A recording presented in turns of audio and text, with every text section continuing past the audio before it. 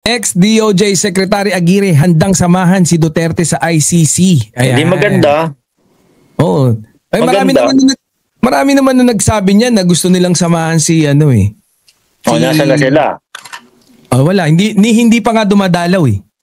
Si Bato de la Rosa, bago o pagkatapos ng eleksyon, pupunta siya. Correct. Diba? Pero meron siyang may picture siyang pinakita kunyari 'di ba? Wala yun. Tingin ko hindi naman totoo yun. Tingin ko mga dati-dati pa yun eh. No? Posible. Ano lang pinaglalaroan lang ni Bato de la Rosa yung mga DDS eh. Tsaka si Duterte ginagamit lang din yan. Oo nga. Pero diba? DOJ kasi siya, anong kamay niya ba dito ni Secretary Aguirre dun sa Tokhang, no? Para maano siya sa ICC. Ang alam ko kasi ito yung kay De Lima sa kaso ni Congressman De Lima. Hindi ko masyadong naungkat yung kay Vitaliano Aguirre.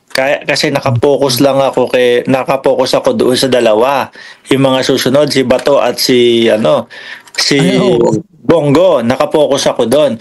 So ngayon, nung nakita ko na may mga pangalan, si Aguirre, kasama din pala to. Pero take note, hindi porkit nakasulat pala yung eto, naintindihan ko din. Hindi porkit nakasulat yung pangalan ni Vitaliano Aguirre, it means na kasama siya doon sa ipapahuli ng ICC.